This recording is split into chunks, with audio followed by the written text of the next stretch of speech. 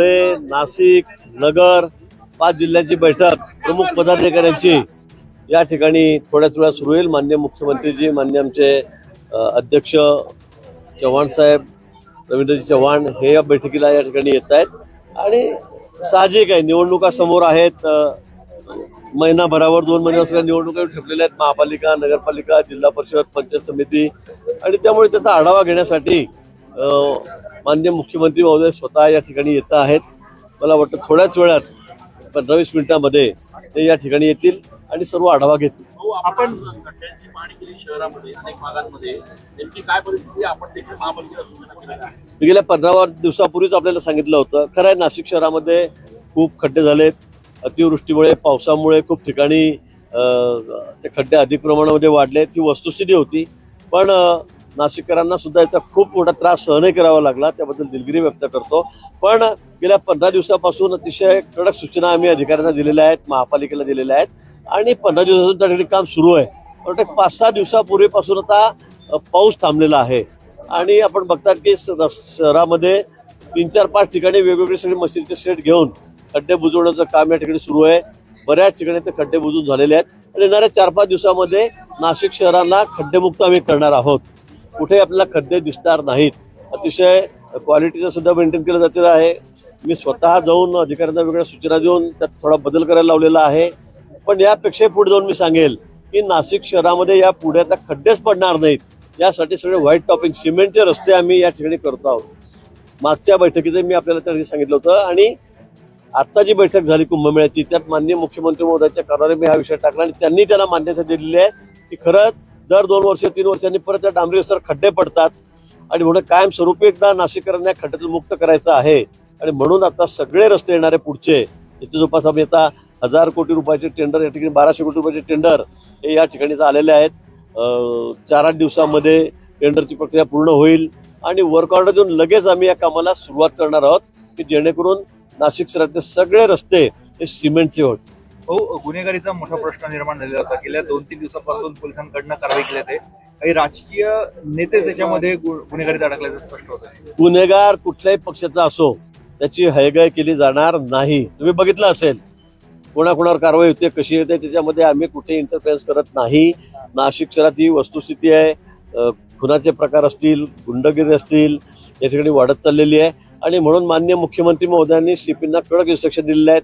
मी सुद्धा 15 दिवसापूर्वी आलो, 10-12 दिवसापूर्वी, त्यावेळेला आपल्याला सांगितलं होतं की या ठिकाणी यापुढे असे प्रकार खपवून घेतले जाणार नाहीत आणि म्हणून त्याचे परिणाम आपल्याला बघायला मिळत आहेत। पण ही वस्तुस्थिती आहे की नाशिक शहरामध्ये काही गुंडांना जास्त माज आलेला आहे। गुंड म्हणजे अगदी रस्त्यावर सुद्धा, रात्री सुद्धा कोणी कोणाचा धक्का लागला, कोणी दारू पिऊन जातं, टिबल सीट, 4-4 सीट, लगेच त्याला कोणी मारतंय, कोणी त्याला चाकू मारतंय, कुठे मर्डर सारखे प्रकार त्या ठिकाणी झालेत। MD सारखा त्याचा वापर या ठिकाणी चाललेला आहे आणि म्हणून मला वाटतं की या सगळ्यांवर नियंत्रण करणं अतिशय आवश्यक आहे। आपणच वेळोवेळी दररोज वर्तमानपत्र आमच्या टीकाही करतात, पण या ठिकाणी आता यापुढे असे प्रकार खपवून घेतले जाणार नाही। कुठल्याही गुंडाची, कुठल्याही पक्षाचा असो, त्याची आता गय केली जाणार नाही। कुठे असो, या ठिकाणी कोणाची घरं बळकून घ्यायची, कोणाचे बंगले बळकून घ्यायचे, जमिनीवर जाऊन आपले बोर्ड लावून टाकायचे, तिथे टपऱ्या ठेवून द्यायच्या, मग त्याच्यावर कोणी अट्रॉसिटी करायची, कोणी धार्मिक स्वरूप हिंदू मुस्लिम त्याला द्यायचं, यापुढे हे अजिबात चालणार नाही। गरीब माणूस आहे, कष्टकरी माणूस आहे, अनेक पिढ्यापासून त्याच्या जमिनी या ठिकाणी, तर त्याच्या जमिनीवर तुम्ही अतिक्रमण करत असाल, टपऱ्या टाकत असाल तर एकाही माणसाला, गुंडाला असं सोडलं जाणार नाही, कोणाची काय केली जाणार नाही। कोट्यावधी रुपयाच्या जमिनी आहे त्या गरीब माणसाच्या, तो बिचारा अंगावर कपडे राहिले नाही आणि या गुंडांनी त्याच्या जमिनी बळकावून घेतल्यात, असे उदाहरणं आमच्याकडे आहेत।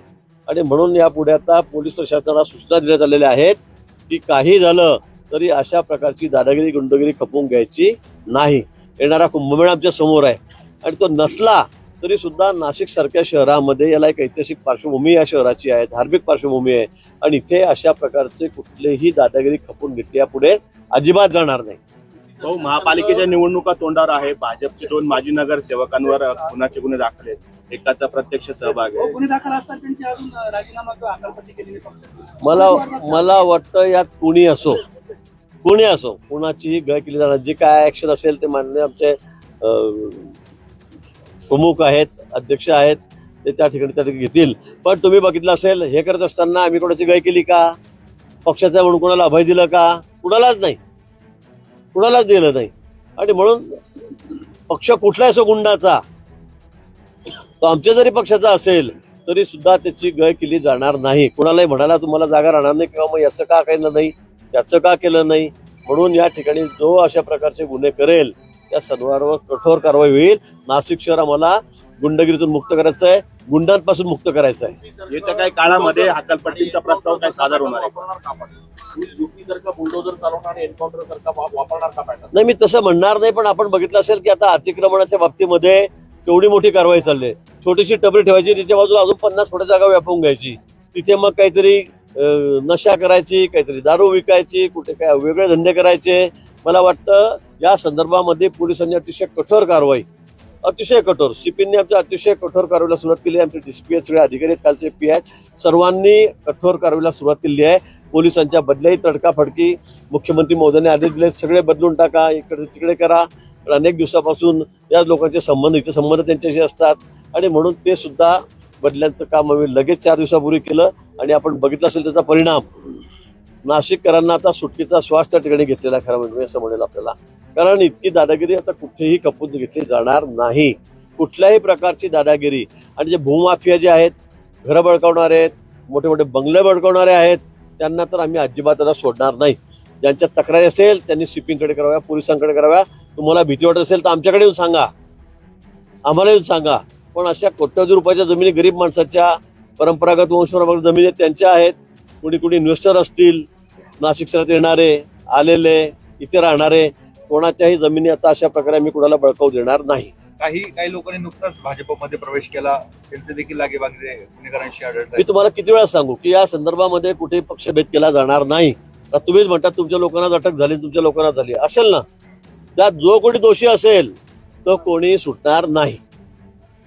2 दिवसापूर्वी दादा भोसलेंनी असं म्हटलंय की पालकमंत्र्याचा निर्णय हा ट्रम्प घेतील. काय पालकमंत्र्याचा निर्णय ट्रम्पच्या कोर्टात जाईल असं म्हणतात. दादांचं ट्रम्पचे संबंध आहेत, त्यांनी त्यांच्याशी बोलणं झालं असेल तर मी काय बोलू.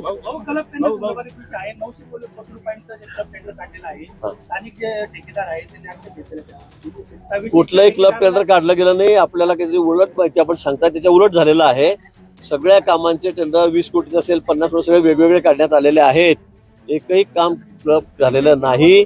पण मला असं वाटतं की आपल्याला कुंभमेळा आहे, काम लवकर करायचे, वेळेत करायचे आणि अतिशय क्वालिटीचे करायचे आहेत. त्यासाठी चांगले कॉन्ट्रॅक्टर आले पाहिजेत. नाही तर काही कॉन्ट्रॅक्टर ब्लॅकलिस्टेड आहेत, वर्षानुवर्ष 5-5 वर्ष 4 वर्ष कामच करत नाही. आणि आज जर अशा कॉन्ट्रॅक्टरांच्या हातात जर काम गेलं आणि ते कामच झाले नाही कुंभमेळ्यामध्ये, तर तरी तुम्ही दोष आम्हाला देणार आहात. आणि म्हणून आमच्या याच्यातला प्रामाणिक हेतू आहे की काम करणारा, अनेक वर्षांपासून काम करणारे ठेकेदार या ठिकाणी, दर्जेदार काम, वेळेमध्ये काम, टाइम बाउंड काम करणाऱ्या ठेकेदाराला जर काम मिळालं तर मला असं वाटतं की त्याचा उपयोग कुंभमेळ्याला आपल्याला होणार आहे, कायमस्वरूपी नाशिकला होणार आहे. आणि म्हणून मला वाटतं या बाबतीमध्ये कुठे आम्हाला काही दुसरा हेतू नाहीये, फक्त कामाची क्वालिटी आणि वेळेचं बंधन त्यात पाळलं जावं, हाच आमचा उद्देश आहे. नाशिक कारागृहामध्ये आता काही व्हिडिओ व्हायरल झालेले आहेत. त्या कारागृहामध्ये गांजा ओढतायत कैदी आणि त्यांच्याकडे मोबाईल सुद्धा आहेत, अशा पद्धतीचे व्हिडिओ व्हायरल झालेले आहेत. आपल्याकडे काही माहिती आली? माझ्याकडे माहिती नाही, पण असं कुठे असेल तर निश्चित त्याच्यावर कडक कारवाई केली जाईल. माननीय मुख्यमंत्री स्वतः गृहमंत्री आहेत, त्याच्याकडे अशा कुठल्याही गोष्टींना थारा नाही, आपल्याला याची कल्पना आहे. त्यांचं आतापर्यंत सगळं राजकीय, त्यांचा इतिहास तुम्हाला माहिती आहे, त्यांचं राजकीय चारित्र्य तुम्हाला माहिती आहे. त्यामुळे अशा पद्धतीने कुठेही कुणाची हयगय केली जाणार नाही. पोलीस अधिकारी कुणी जर त्याचा असतील तर तात्काळ त्याच्यावर कठोर कारवाई, कडक कारवाई केली जाईल. आणि आता तर मला वाटतं आपण नियमच केला, अशा पद्धतीने सेवन करणारे किंवा कोणी अशा लोकांना मदत करणारे अधिकारी आहेत त्याच्यावर कठोर कारवाई केली जाणार आहे. ओबीसीचा मोर्चा निघतोय नागपूरमध्ये, आज ओबीसीचा मोर्चा निघतो आहे. सरकारने जो जी आर काढला त्याच्या विरोधात वडेट्टीवार नेतृत्व करणार. ठीक आहे, प्रत्येक समाजाला अधिकार आहे आपापलं म्हणणं मांडण्याचा, आंदोलन करण्याचा, उपोषण करण्याचा. मला वाटतं त्यातलाच तो एक भाग असेल. माननीय मुख्यमंत्री स्वतः त्या बाबतीमध्ये लक्ष घेतात, वारंवार स्टेटमेंट करत आहेत. मला वाटतं ओबीसींनाही न्याय दिला जाईल. पण ओबीसींनाही मी पुन्हा सांगेल, कारण मी स्वतःही ओबीसीच आहे, की आपल्या आरक्षणाला कुठे धक्का लागू देता आरक्षण दिलेलं आहे. आपल्यावर कुठे अन्याय होईल असं आमच्या सरकारकडून कुठेही होणार नाही. राज आणि उद्धव एकत्र येणार आहे, जवळपास निश्चित झालंय. आता पुणे आणि ठाण्यासारख्या शहरांमध्ये शरद पवारांना एकत्र घेण्याचा त्यांचा विचार चालू आहे. फरक पडेल असं वाटतं? मला वाटतं आज त्यांचा पक्ष आहे. कुणी एकत्र यावं, कोणी वेगळं लढावं, कुणी काय करावं, हा त्यांचा पक्ष आहे. आता फरक तुम्हाला निवडणुकीच्या निकालानंतर दिसेल काय होतं काय नाही, किती फरक पडतो. पण निश्चित आम्ही महायुती म्हणून लढणार आहोत. आमची युती अतिशय घट्ट आहे. आम्ही एक दिलाने एक मताने या ठिकाणी या निवडणुकीमध्ये उतरलेलो आहोत. येणाऱ्या निवडणुकाचा समोर 2 महिन्यामध्ये निवडणुका होतील आणि निकाल आल्यावर आपल्याला कळेल की कोणाचा कोणावर काय फरक पडला म्हणून. आता या सगळ्या कारवाईनंतर गुन्हेगारी पार्श्वभूमी फुटाराजांचा भाऊ आहे त्याने आमच्या ठाकरेंच्या शिवसेनेत प्रवेश केलेला आहे. काय वाटतंय सगळीकडे? काय वाटतंय त्यांनाच विचारा. इकडे त्याला गुंडगिरीवर बोलायचं, आमच्या एकेका माणसाला आक्षेप घ्यायचा, राऊत साहेब एवढं रणकंदन त्या ठिकाणी करतात, तांडव करतात, हे त्यांनाही कळालं पाहिजे ना. हे त्यांनाच विचारा की तुम्हाला कसं वाटतंय आता म्हणून. त्याचं उत्तर त्यांनी दिलं पाहिजे, उद्धवजींनी दिलं पाहिजे, संजय राऊतांनी दिलं पाहिजे. दुसऱ्याकडे बोट दाखवताना आपल्याला खूप बरं वाटतं. एखादा छोटा मोठा गुन्हेगारी असला की छोटा मोठा काही ते चुकून काही झालं असलं होतं लगेच त्याला घेतलं की ते एवढा मोठा आकार तांडव करतायत. आणि आता तर आपण कुणाला घेतलंय, कुणाला घेतात, म्हणून याचं उत्तर त्यांनीच द्यावं. आता हे जे सगळे नाशिक पोलीस कारवाई करतायत, या सगळ्या कारवाईनंतर गुन्हेगारी श्रेणी असलेल्या लोकांना तिकीट नका देऊ अशा पद्धतीची एक मागणी होतीये. आपलं काय अजेंडा असणार आहे? निश्चित त्या संदर्भामध्ये भाजप विचार करेल. मी सांगितलंय आम्हाला गुंडगिरी मुक्त करायचं शहर आहे. आम्हाला या शहरातली सगळी दहशत ती पूर्णपणे बंद करायची आहे. मी आपल्याला पुन्हा सांगेल की या शहराची म्हणजे एक ऐतिहासिक त्याला पार्श्वभूमी आहे, धार्मिक पार्श्वभूमी आहे. कुंभ या ठिकाणी होतोय आणि म्हणून इथे कोणाची हत्या केली जाणार नाही. आपण जो प्रश्न विचारलेला आहे निश्चित त्या बाबतही आम्ही विचार करू.